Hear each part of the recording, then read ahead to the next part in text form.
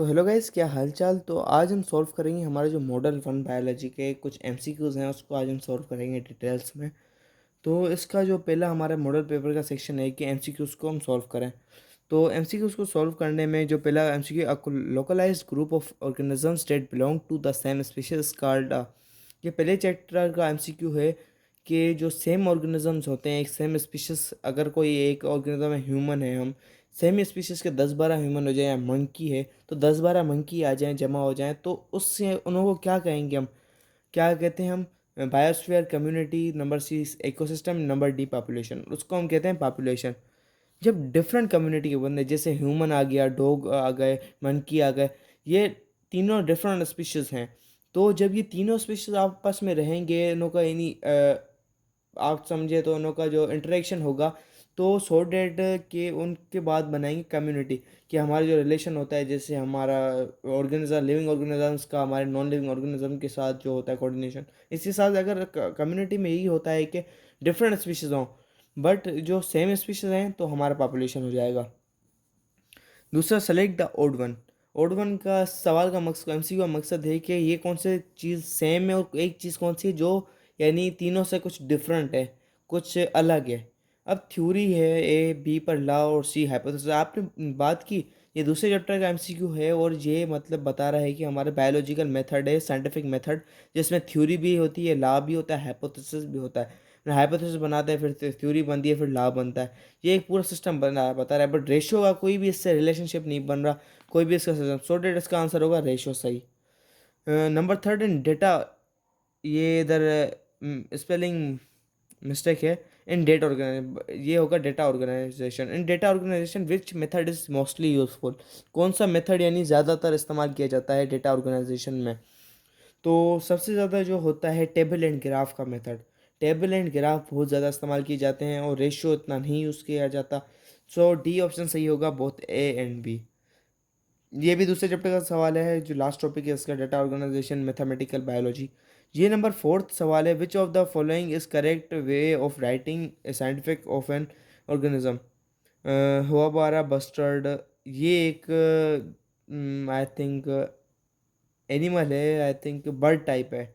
और ई Koli and allium की cepa, या पता नहीं, I don't know pronunciation correct क्या होगा, कीपा होगा, छिपा होगा, आई डोंट नो। सीपा बोलता हूँ मैं। कैनस ल्यूपिस। अब कुछ लाज थे कि थर्ड चैप्टर में हमें बताए थे, साइंटिफिक नेमिंग के कुछ लाज होते हैं जिनको फॉलो करके हम साइंटिफिक नेम रखते हैं। लाज नहीं तो मतलब उसके कुछ प्रिंसिपल्स होते हैं। स्टूडेंट, कुछ प्रिंसिपल्स में से ये बात थी कि पहला लेटर सबसे बड़ा होगा और दूसरा छोटा होगा। पहला लेटर बड़ा होगा मतलब उस नाम का, और दूसरा होगा छोटा, मतलब ये नंबर थर्ड सेक्शन गया। अब कुछ कभी कभी ई डॉट कोहली का मकसद हो जाता है हमारा, क्या, ई डॉट कोहली का मकसद हमारा ये हो जाता है कि कभी कभी हम उसके यानी शॉर्ट में लिख देते हैं, कभी राणा ट्रिगरी हो जाता है, कि फिर आर डॉट टिगरी नाम लिख सकते हैं इसको। देन ये ई कोहली कोयल, आप देख सकते हैं, ये ई कोयल लिखा हुआ है, ये ई कोहली है, COLI, बट ये ई कोयल लिखा हुआ है ना, कि स्पेलिंग गलत है, सॉरी डी, ये तो होगा नहीं, मतलब मे बी स्पेलिंग इशू हो, बट ये सही नहीं है, स्पेलिंग गलत है। कैनस ल्यूपिस, अब ये हो सकता है लेकिन इसकी भी स्पेलिंग गलत है। कैनस ल्यूपिस का ल्यूपिस में स्पेलिंग गलत है, और ये कैनस ल्यूपिस सही है, बट अगर आप इसको बुक में एमसीक्यू को देखें तो ये एल जो है इसका बड़ा दिया गया है, इसमें छोटा दिया गया है। इसकी प्रिंटिंग मिस्टेक हो सकती है, बट इसकी स्पेलिंग मिस्टेक में भी प्रॉब्लम है। सो स्पेलिंग गलत है, तो ये जो पहला है ये वाला सही है, क्योंकि ये हर रूल को फॉलो कर रहा है। दूसरा छोटा है, पहला बड़ा है, ये स्पीशीज एंड जीनस के नाम से है। और दूसरी बात तो ये कि इसमें कोई भी स्पेलिंग मिस्टेक नहीं है, कि ये मैंने पढ़ा था already. Members of which kingdom have cell wall and are heterotrophic. आपको पता है 5 किंगडम होते हैं। हमारा जो होता है प्रोकैरियोटा है, उसमें सेल वॉल होती है, बट उसमें जो होता है सेल वॉल होती है, मगर वो हेटरोट्रोफिक नहीं होते। मतलब वो हेटरोट्रोफिक और नहीं होते, क्योंकि और उसमें कभी कभी सेल वाल भी होती है और फोटोसिंथेसिस भी करते हैं कुछ बैक्टीरियाज। कि मतलब ये बोल रहा है कि all members of which kingdom have cell wall and are all heterotrophic, सारे के सारे हेटरोट्रोफिक हो, but all bacterias are not heterotrophic. So Prokaryota तो होगा नहीं और दिया भी नहीं किया। देन नंबर 2 हो जाता है मोनेरा। किंगडम मोनेरा जो आपको पता है कभी भी नहीं हो पाएगा हमारा। ये आई थिंक ये जो इनके ऑप्शंस हैं कुछ ये अपडेट होने से पहले के दिए हुए हैं, क्योंकि अब किंगडम प्रोकैरियोटाइप था, किंगडम प्रोटिस्टा था, किंगडम प्लांटी था, एनिमिलिया। इसमें एनिमिलिया नहीं दिया गया। इन्होंने इस मोनेरा को प्रोकैरियोटाइप को कर दिया प्रोटिस्टा में। प्रोटिस्टा में हमारे प्रोटिस्ट आ जाते हैं बहुत सारे, कि जिसके पास हमारे जो होते हैं अलग अलग टाइप के फंक्शन होते हैं, सारे के सारे हेटेरोट्रॉफिक नहीं होते प्रोटिस्ट में। कुछ मल्टी हमारे जो होते हैं, कुछ यूनिसेलुलर यूकैरियोटिक ऑर्गेनिजम्स होते हैं। अब यूनिसेलुलर यूकैरियोटिक तमाम के तमाम ऑर्गेनिज्म क्या हेटेरोट्रॉफिक नहीं होते। कुछ के जो कुछ होते हैं वो ग़िज़ा भी बनाते हैं, जैसे यीस्ट हो गई, ये सारी की सारी कुछ होती हैं, ये बनाती हैं अपनी ग़िज़ा। सो के तमाम प्रोटिस्ट के पास सेल वाल नहीं होती, एंड सबके सब हेटेरोट्रॉफिक नहीं होते। सबके पास थोड़ी ना होती सेल वाल ऐसे ही। और किंगडम प्लांट के पास सेल वाल होती है हर किसी के पास, बट क्या हेटेरोट्रॉफिक नहीं होते, वो ऑटोट्रॉफिक होते हैं। देन जो नंबर हमारा सही आएगा फंजी। फंजाई जो होती है उसके हेटेरोट्रॉफिक होते हैं, वो अपना ग़िज़ा यानी खुद नहीं बना सकती, वो यानी लेती है बाहर से सेप्रोफाइटिक हेटेरोट्रॉफिक होती है, और सेल वाल उन लोगों के पास होती है जो कि फंगल सेलुलोज एंड काइटिन की आई थिंक बनी हुई होती है। सो नंबर जो आ गया number 6, what is the responsible for the high resolution of the electron microscope. Electron microscope की जो स्पेसिफिकेशन है वो short wavelength of the electron beam use करता है, सो डैट उसकी मैग्निफिकेशंस और रेजोल्यूशन इसकी वजह से बेटर हो गई है उसके पुराने वाले जो है कंपाउंड माइक्रोस्कोप से, कि हम wavelength of electron beam use करते हैं अच्छी। Then number 6, rate of reaction will increase when temperature increases decreases below 10 Celsius और centigrade and both and C. अब आपको पता है काइनेटिक थ्योरी, अगर आपने पढ़ी हो क्या काइनेटिक थ्योरी, कि एटम्स के जो टेम्परेचर जो कहते हैं, आपने नॉर्मली अब डेफिनेशन पढ़ी होगी, is a degree of coldness and hotness. But हकीकत में टेम्परेचर ये होता है कि उसके मोलिकुलर लेवल पे मोलिक्यूल्स की मोशन क्या हो रही है, उसकी वाइब्रेशन नहीं तो मोशन क्या हो रही है, आपस में कितने मोशन उनकी हो रही है, वाइब्रेशन हो रही है अंदर। तो जितनी ज़्यादा मोशन होगी उतना ज़्यादा टेम्परेचर होगी, जितनी कम मोशन होगी उसका मोशन कम होगी। देन ये जो मोशन होती है, रेट ऑफ रिएक्शन इंक्रीजेस, जब इंक्रीज होती है तो मोशन ज़्यादा होती है, और मूविंग पार्टिकल के पास काइनेटिक एनर्जी होती है। रिएक्शन अगर हम बढ़ेगा, जब टेम्परेचर हम बढ़ाएंगे, टेम्परेचर बढ़ेगा, काइनेटिक एनर्जी बढ़ेगी, मतलब एनर्जी इंक्रीज होगी, डिक्रीजेस पर नहीं होगा। बिलो 10 सेंटीग्रेड, अब बिलो 10 सेंटीग्रेड मैंने पढ़ा था, कहते हैं इंजाइम वाले चैप्टर में बिलो 10 सेंटीग्रेड भी आ रहा था, क्योंकि 10 सेंटीग्रेड से ज़्यादा होना चाहिए, सो डेट सी भी होगा, बोथ ए एंड सी हो सकता है। बट मैं कह रहा हूँ कि बिलो 10 सेंटीग्रेड कोई कन्फर्मेटिव नहीं हो सकता, इंक्रीजेस तो 100% आएगा। All are involve in classification except, ये नंबर 8 है ना, ये कह रहा है कि एनो कौन से जो होते हैं क्लासिफिकेशन में हेल्प करते हैं बट कौन से नहीं करते हैं। सो देन आ जाता है हमारा option analogous, homologous, cytology, genetics.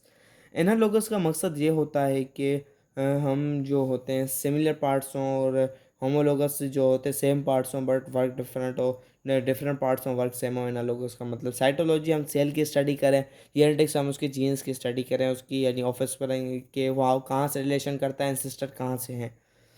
अब आपको बता दूं कि ये मेरे को तो उसमें कोई भी जवाब करेक्ट नहीं लग रहा, क्योंकि एनालोगस भी हम स्टडी करते हैं, बुक में लिखा हुआ है, होमोलोगस भी करते हैं, उसके नीचे से हम लिखा हुआ है कि साइटोलॉजी। तो इम्पोर्टेंटली साइटोलॉजी अगर हम यूज़ नहीं करते तो प्रोकैरियोटिक एंड यूकैरियोटिक का डिफरेंस नहीं पता चलता, कि उसके बाद न्यूक्लियस नहीं होता और उसके पास नहीं होता। हमें WBCS का नहीं पता चलता साइटोलॉजी के बगैर, कि वो लूप्ड होते हैं उनके पास ज़्यादा से ज़्यादा या नहीं होते। जेनेटिक्स के बगैर जीन कहाँ से ताल्लुक़ रखते हैं उसके ग्रुप्स को हम नहीं पता कर सकते।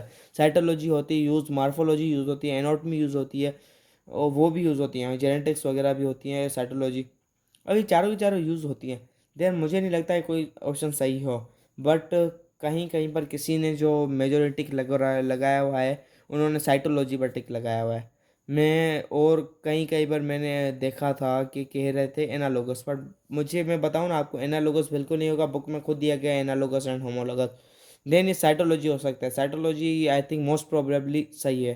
पहले मोस्ट प्रोबेबली सवाल पूछ रहे हैं, मोस्ट अप्रोप्रिएट आंसर कौन सा है, देन आई थिंक साइटोलॉजी होनी चाहिए। बट आप कमेंट सेक्शन में बता दें कि क्या होना चाहिए, मुझे कोई बात समझ नहीं आई कि चारों यूज़ होती हैं।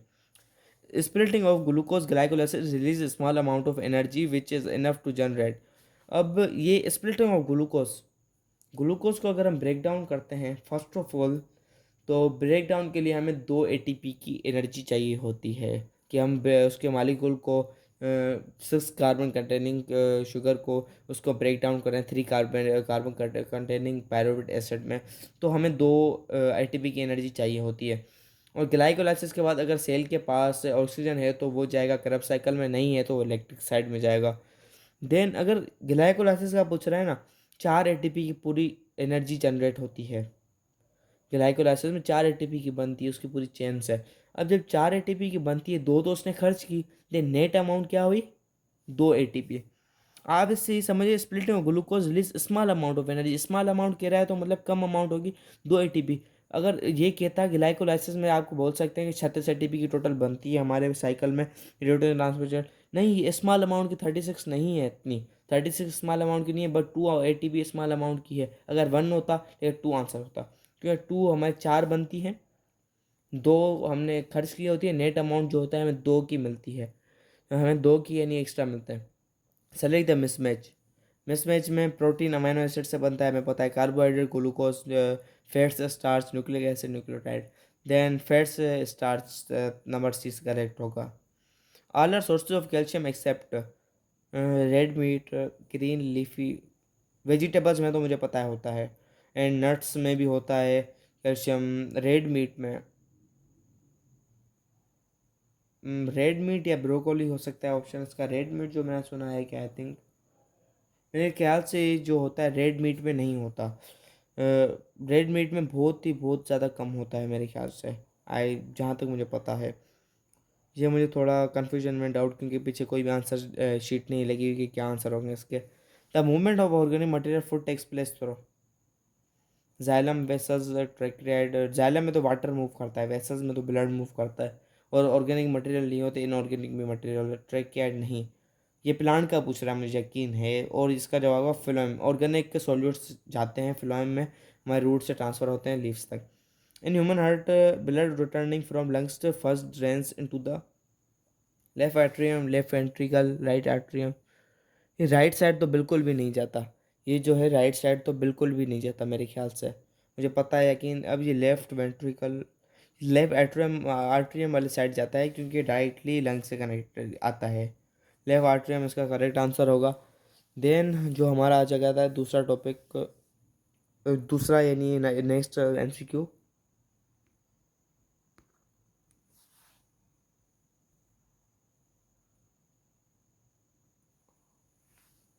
नेक्स्ट MCQ हमारा ये आ जाता है कि which of the following statement describe pepsin. Pepsin यानी क्या होती है, it is manufactured by pancreas. नहीं नहीं नहीं, मैन्युफैक्चर नहीं होती। It helps stabilize fat water. Fat water emulsions का कोई काम ही नहीं होता इसका। It split maltose into monosaccharides, बिल्कुल नहीं। It begins the hydrolysis of proteins in the stomach. Proteins की हाइड्रोलाइसिस वाटर केमिकल, यस हाँ, ये प्रोटीन्स की जो होते हैं स्टोमक में, प्रोटीन्स की हाइड्रोलाइसिस करता है। आपकी बुक में जो होगा कोई और वर्ड होगा, हाइड्रोलाइसिस फोर्थ आई थिंक सही है most appropriately. What regulates the flow of blood through xylem. अब passive transport by the endodermis, नहीं। The number of companion cell in the phloem, ये हो सकता है। The operation of water from the ये भी नहीं होगा, ये भी PC में से हो सकता है। What regulates the flow of water through xylem. Xylem के थ्रू जो होता है the evaporation from the leaves, leaves से एवापोरेशन होती है, जिसे हम कहते हैं transpiration, loss of water due to the sunlight, transpiration होती है। What process, which process involve mitosis. Growth, reduction, division, गलत। रिडक्टिव डिवीजन तो होती नहीं है। Growth, repair and sexual reproduction, ये हो सकता है। Growth, repair and semi conservative replication. Semi conservative replication हम कहते हैं कि DNA को हम कॉपी करते हैं, वो वाला प्रोसेस होता है, नहीं होता। ग्रोथ, रिडक्शन, डिवीजन, रिपेयर, ये भी नहीं होगा। Growth, repair and sexual reproduction, sexual form होती है एक, और रिपेयरिंग हमारी बॉडी में कहीं भी चोट हो जाती है तो माइटोसिस होती है। ग्रोथ हमारी होती है वो भी माइटोसिस के थ्रू। 20 का करेक्ट आंसर है। सो आई होप आप सब लोगों को मॉडल पेपर का 1 का सॉल्यूशन मिल चुका होगा। तो मिलते हैं नेक्स्ट मॉडल की वीडियोस में।